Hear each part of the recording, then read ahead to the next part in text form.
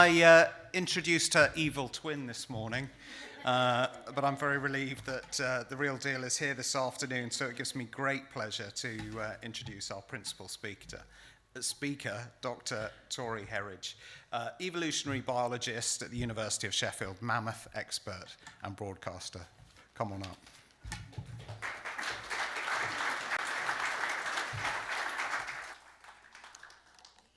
The thing about evil twins is you never actually know whether you've got the evil one or the good one. So it's an absolute pleasure to be here. Thank you for inviting me. Thank you for welcoming me back to Solway on an absolutely beautiful day. I'm actually going to start with mammoths, because that's what I know about. And now, thanks to Nick, oh my goodness, you did this. Thanks to Nick, I have a reason to talk about mammoths here in the Solway, because of course, he turned up a mammoth bone a few years back. This here is not the Solway Firth. This is the Indigirka River in eastern Siberia. Now, the last time I was here in the Solway was September 2018, and I came here directly after having been there on this river. Now, this river runs from north to south, from the Laptev Sea up in the Arctic, through right the way down through Siberia, and that's where basically the people living in these very remote regions get their stuff. Things go from the sea up north and then down through there. Fuel comes in, food comes in, trade goes backwards and forwards to the big city hubs like Irkutsk, which are far into the continental center, and then up to the north and then down another river and then up and then down another river, all the way through Russia effectively. And because of that, they are trade hubs. They are conurbations. They're where people live alongside them. And this little boat here is the ferry that leaves a town called Belaya Gora. And Belaya Gora is the administrative centre of the Abiski region of the Sakha Republic in this area, the Indigirka River. And this boat we hired for the expedition that we were on to go in search of probably the newest and most recent economic development in the area. Now, as you can see, it's a very beautiful, beautiful, big river.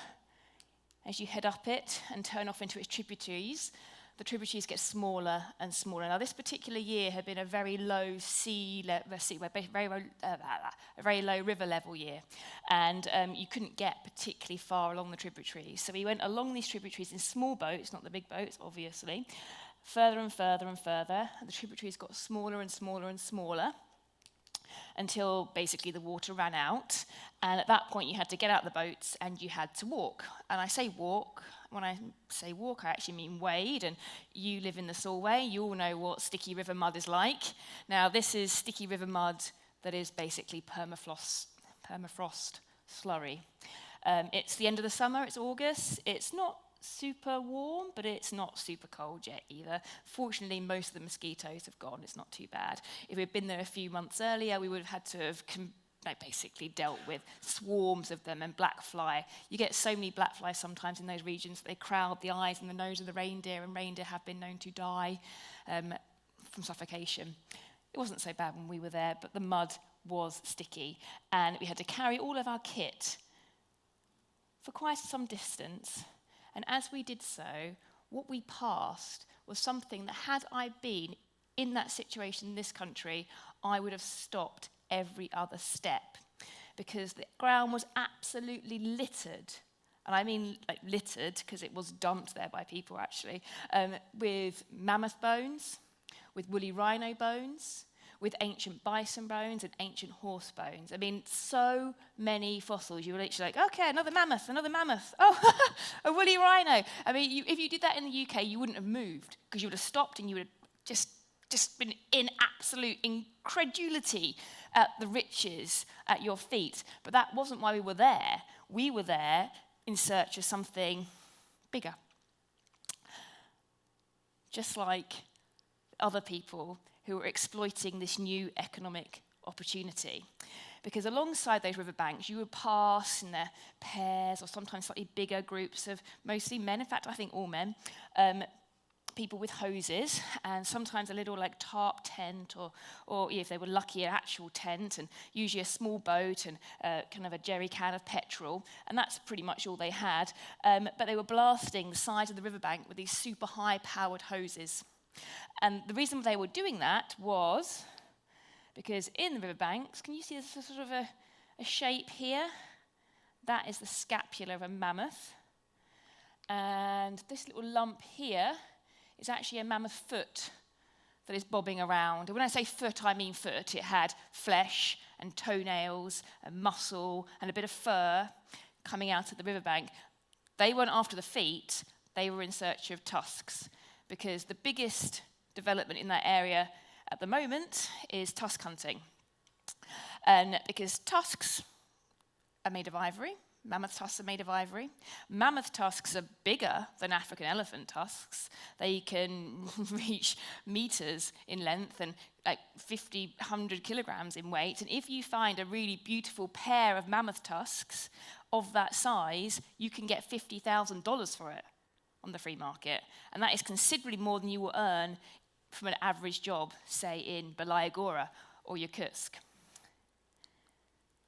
Now, not all the tusk hunters were as indiscriminate as the ones I showed you there. This is Boris Brevnikov and Spartak Habrov, and they are two best mates who were, not anymore, they had some good luck, they were telecoms engineers in Yakutsk. And they thought, you know what, we're not earning very much money, so we'll try our hand at tusk hunting for a season. And they struck lucky, and they found mammoth ivory, and it made their fortunes and made their family rich, and they could buy a nice house and a nice car and send their kids to good schools and all those kind of great things. In the middle is Luva Dalen, who took a lot of the photographs. He's an ancient DNA expert from Sweden, and who came on the expedition with me. And Boris and Spartak, because they were quite successful and coming back every season, had a very, like a des res, you might call it, of tusk hunters. No single tarp for them, no sort of small jerry can of oil. They had like a full-on camp, like hooks for their mugs, that kind of thing. A nice little setup, and they would sort of play host to the other less fortunate tusk hunters and sort of preside over the sort of the region. And they were absolutely delightful people. They even had a sauna up the hill, which it was very nice to spend some time in. And because I was, at that point, just entering my second trimester of pregnancy, it was very concerning to my Russian colleagues because it's a different culture there. And so I had to spend a lot of time in that sauna. Shame. But this is Boris and Spartak's tunnel. So this is their tunnel where they basically were going in search of mammoth ivory. Now that's not a natural cave. They are carving that out of the permafrost using their hoses. And what they would do is they would identify an ice wedge in the permafrost. These are sort of natural ice wedges that form in these glacial landscapes, these ice age landscapes. And in this area, those ice wedges have been frozen for tens of thousands of years. And the reason why you don't want an ice wedge is because if you find mammoth ivory in an ice wedge, it won't be stained by the sediment in the permafrost, and therefore it looks white and beautiful and makes more money. They call it icy ivory. It's what you're after. And Boris and Spartak were very, very good at following what they call the river of ice into the side of the permafrost. It's very, very, very dangerous in there. So when we were in there, we had all kinds of like temperature equipment, like monitoring the temperature, because at any moment the whole thing could collapse. It does happen. People do die.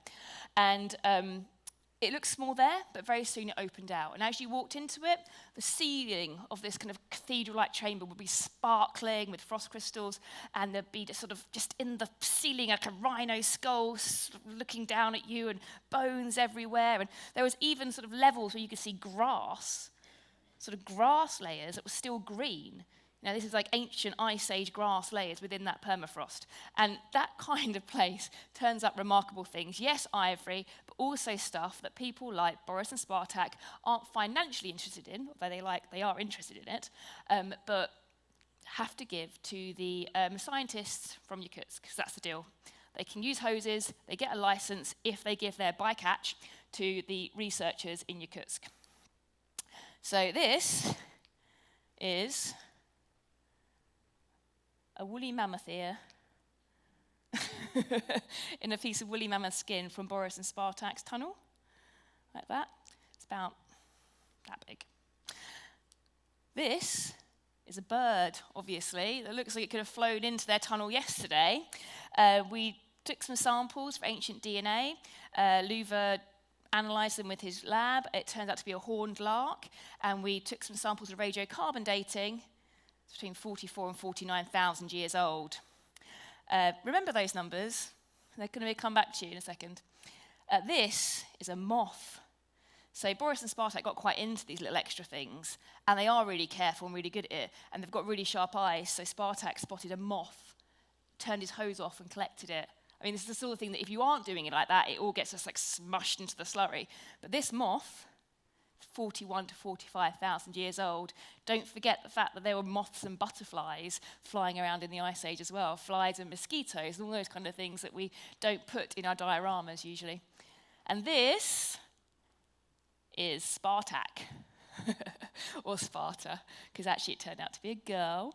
And this is a baby cave lion that was found. I know, it's 27,000 years old, a bit younger. It was actually called Spartak because the previous year they'd found another cave lion cub, and Boris found that one. That one got called Boris, and so yeah, it was only fair that Spartak got one too. Look at it just close up. It's so cute. Look at his little eyes. So because I was pregnant at the time, I started to call my baby bump Spartak. And he didn't get called Spartak in the end, although I sort of regret that. But he did come out looking kind of furry and fuzzy, a bit like, with golden hair, a bit like a cave lion, so who knows? Anyway, Boris was actually also 44,000 years old. So actually, whilst they were found very close to each other, they weren't like siblings. They weren't two cubs in a den together. They were actually two different groups.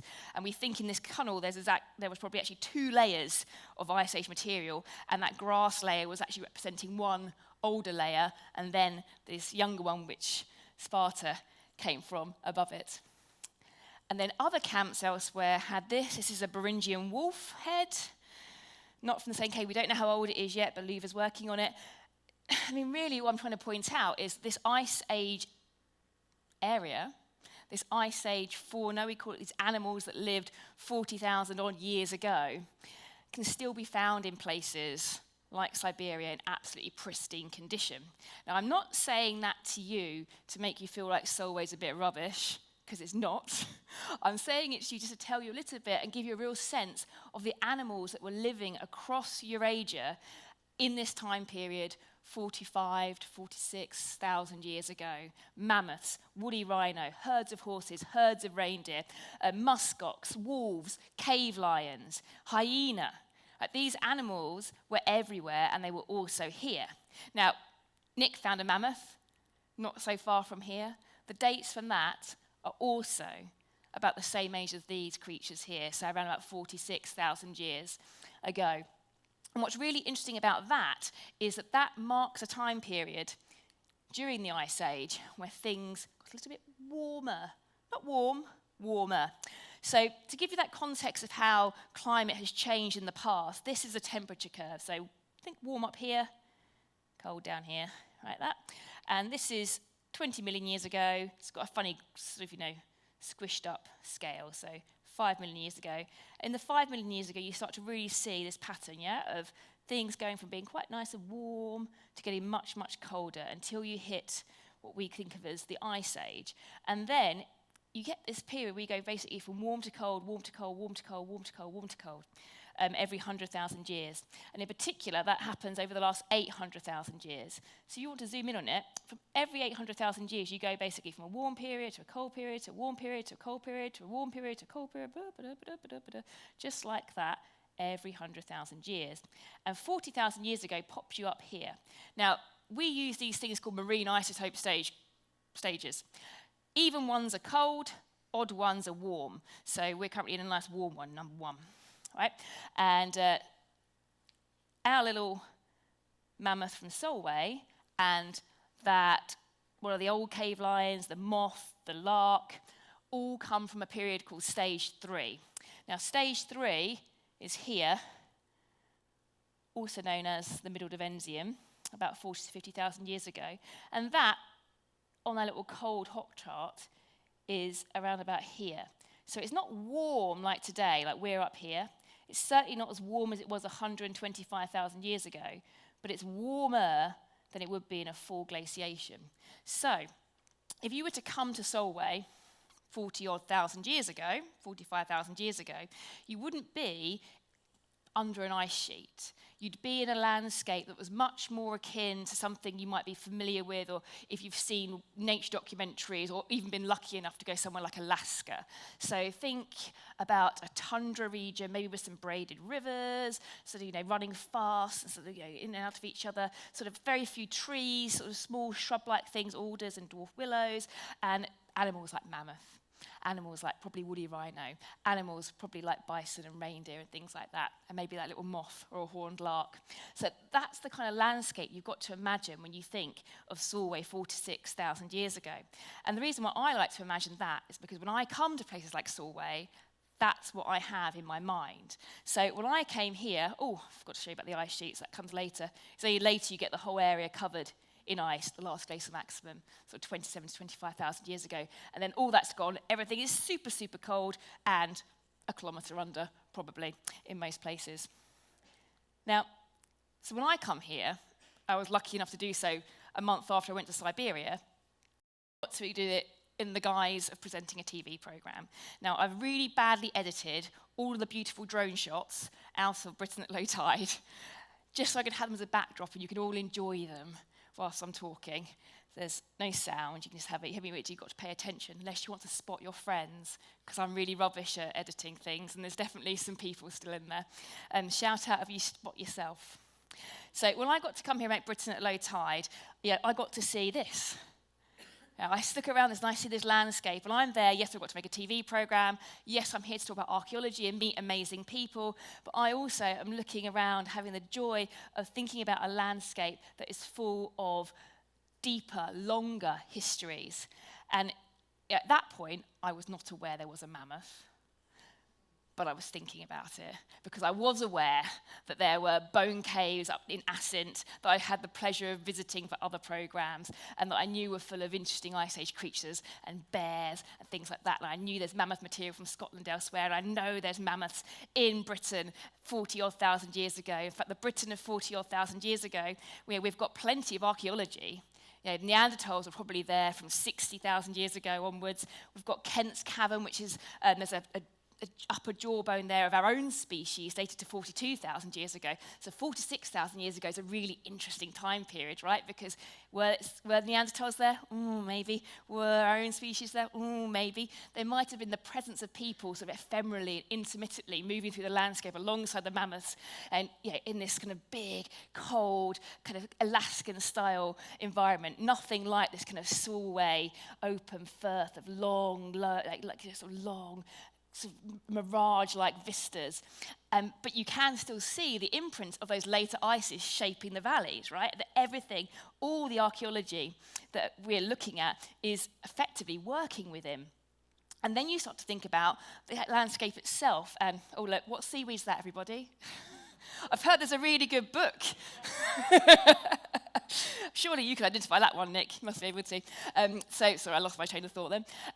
You sort of see this whole landscape that has basically defined the way things like that archaeology has come to be, because, of course, the geology, the shape of the landforms, the type of rocks, what you have available in your catchment define the kind of industries that take off, that work. So you look at something like the Solway Viaduct, and you see that story of the viaduct, but you also start to think, well, where did those rocks come from? You look at the Palfoot swimming pool, and you're seeing the other end of that, the archaeological story, which is so many industries have maybe stopped that suddenly tourism becomes something that is new and important. But of course, it's sitting there within that long, low, massive tidal range estuary that is determined by the shape of a valley that's been carved out by an ice sheet in the first place. So, quite excited. I do love this region. And the thing I really love about it is that you also start to think about connectivity, because the thing I loved about working on Britain at low tide in general is we did so many river estuaries, not just Solway. And what's great about river estuaries is you have this connection between shores that is often stronger across a river, bizarrely, than it almost is between the river folk and the inland highland folks on either side, which I really like because of the industry connections as well. But what's particularly, I think, special about the Solway is the story of connections across the south and the north of the estuary is something that seems to sort of mimic this massive, big story of the evolution of the continents of our planets, the origins of the British Isles itself, because you're here on the junction between, marking that junction between the rocks that came together at the closing of a major ocean 480 million years ago that effectively created Britain. So, 480 million years ago, you have these big megacontinents of Gondwana and Laurentia, and they're separated by the Iapetus Ocean, like that. And then, a small time later, just 30 million years or so, a lot has changed. Like Britain is right down here, well, Britain, England and Wales and a bit of Ireland. It's right down here in the Arctic Circle. You see South Pole's here on the Arctic Circle. And Scotland and the north of Ireland is right up here, just south of the equator, so in the tropics, like that. Now, slowly, the bit of land that has Britain and sort of England, Wales and Southern Ireland on it moves northwards.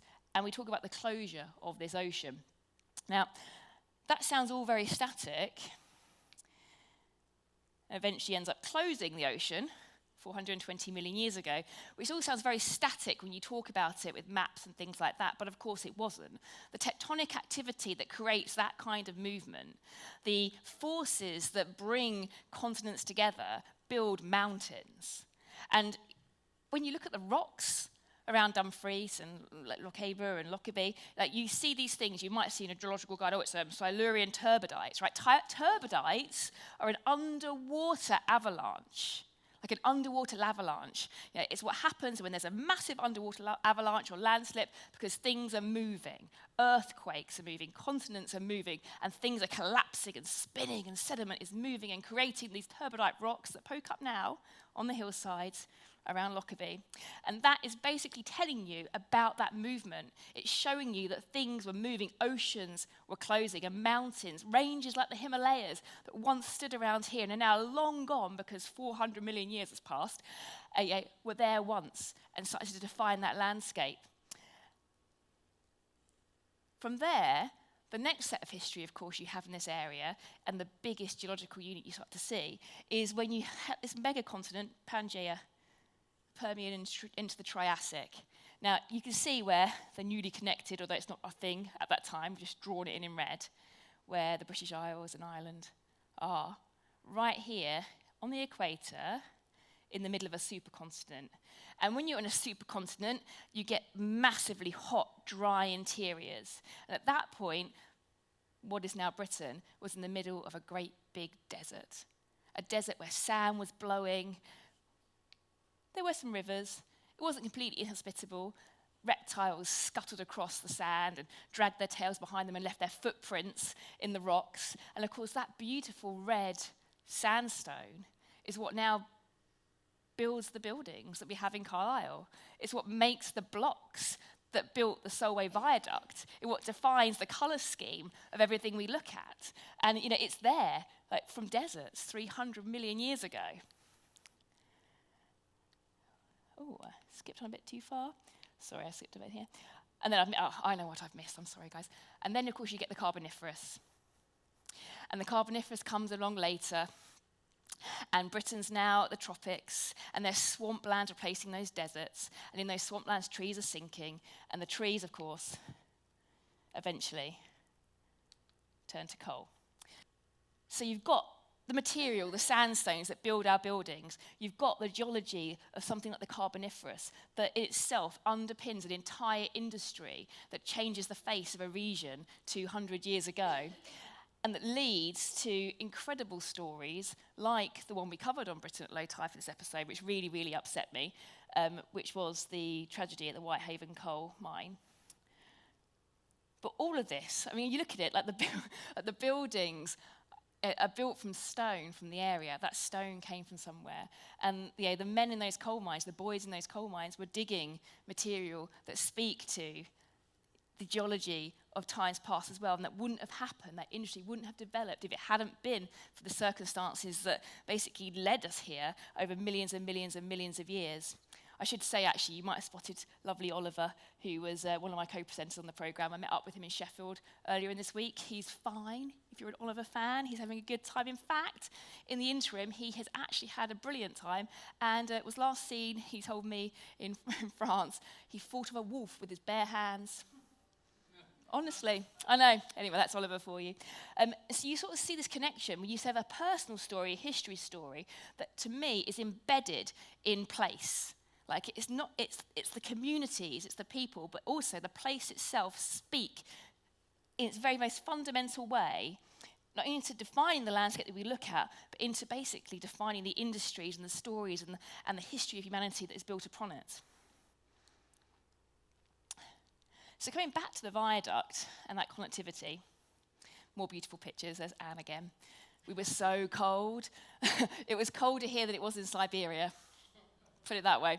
I had 2 coats on and 2 pairs of trousers, and Anne wouldn't put her gloves on. So anyway, there we go. And yeah, the Solway viaduct story, I think, is really one of those like special aspects that sum up an entire region. So like there you can see, look at that. I mean, there's something so very moving about seeing the end, at the end of an endeavour, that failed endeavour, the sort of the hubris, if you like, of an industry, that a group of people who thought they could breach the might of a river, who thought they could plunge their pylons into an incredible deep peat bog, and they just kept on pushing at it. They would drive their engines through it. Nothing was going to stop them. No amount of damage or cost was going to be too much. But eventually, nature got its own back. But when you look at it, you can't help but be a bit nostalgic, right? Because it is beautiful. It's wonderful. It's like the sort of the mirage aspect of those reflections, the kind of fine, spindly nature of the structure itself, like stretching across and connecting 2 communities. Like the powerful image of those 2 communities connected. And from you can't help but sense the fact this was an important connection point between 2 communities because of the energy and effort that people put in trying to get it to be reopened. So you see this incredible structure that kind of juts out like the prow of a ship. It makes me think of Grecian temples, again, civilizations long gone, but not as long as this. You see those rocks that are so distinctive of the area, and it couldn't really be anywhere else, to be honest. And then you imagine that effort that was taken to build it, to stretch that whole mile across to Annan. And then you think about how it persisted for 50-odd years with trains going backwards and forwards and people connecting across that bridge and maybe having an easier connection between the 2 communities because it was there. And then you think to yourself, okay, well, it must have been important because even once it broke, even once the fact that they could not afford to repair it because of all that damage caused by all those ice flows that kept crashing into it in those 2 big bad winters at the end of the 19th century, people still tried to persuade the railway company to reopen it because they wanted that connection between the 2 sides. They wanted to connect the north of the Solway communities and the south of the Solway communities because people want to be connected. They didn't rebuild the viaduct, but the communities did find a way to stay connected in that sense. People do always find a way. And I think, that's what I like about this, really, when you then think about going around to the north and thinking about what the people, when they built that Powfoot swimming pool, must have been thinking. Because, this was being built, we now know, thanks to work by people like Duncan Ford, that, this was being built in 1899. So at this point, that poor viaduct was a wreck, but it would have been still there in their landscape. The people who were walking and having their holidays in Powfoot must have walked past and past. It's kind of like, the ruins of the viaduct and maybe still thinking, what's going to happen next? Well, they're going to fix it. There must have been hanging in the air, that feeling of, of fear, of the changing industries. And of course, that's what Powfoot itself also represents, doesn't it? It represents the fact that, oh, okay, I'm not sure that iron industry thing's working out very well. And maybe we should look at something else. Maybe we should look to tourism. And, and to the degree that people thought, let's invest an insane amount of money at that time in building this absolutely exquisite structure. It was such a, it's such a grand projet for a seaside resort in some respects. And, so you see, just across one tiny little episode of television, you see the stretch of changes of the Solway. all of which we now interact with on a daily basis, and also reflect in microcosm some of the discussions I've been hearing in the room throughout today. You know, what's important? What do we need to have, you know, in the Solway at the moment? How do we balance the needs of nature and industry and environment and people and just making some money and having people come here and appreciating it? How do we get all those things together? They're not new issues. And in some ways, there'll continue to be issues probably for the next 1,000 years, as long as people are here, because the Solway will always change. But every single changing face is ultimately underpinned by the fundamentals of the landscape. And I think it will always be part of the story. And it's true here, it's true everywhere else. If you sort of stream out for the whole series of Britain at Low Tide, which was such a privilege to make, I have to say, you notice this repeated issue time and time again, that every part of the British Isles had its own story, and so many of those stories were underpinned by the basic fundamentals of their landscapes. So jetties in marshes at the side of rivers, wonderful bits of bone and pottery. That was actually in my backyard in Canvey Island, it's where I grew up. You know, wonderful uses of rock pools and you know, post holes in places, lots and lots of mud. Lots and lots of mud. Ancient footprints, that's Neolithic footprints up near Formby. Yeah, wonderful Second World War and even older. That's a medieval boat, I think. And yeah, so you see these remnants of past industries that, you know, have their connections because they're all coastal, but they also have their own individuality because every single region has a story, and every single region's story is inherently tied to its landscape. And you can't separate the two. You can't leave one behind without the other, but also you don't need to. Right? You don't need to choose nature over people. You don't need to choose industry over environment. Really, the whole point is they aren't separate because they're all part, now that we're here, of the same story. You can't separate them. You have to intertwine them. And actually, the story they tell together is fuller, richer, more beautiful, and more inspiring for the people who come here than any other story you could try and tell. So I would say thank you for letting me come and listen to your conversations. I've been having a brilliant day. I was hiding in the corner listening to the workshop. I didn't take part, I listened to it. Some excellent points being made across the place. And I hope you all had a really worthwhile day talking to each other. Thank you.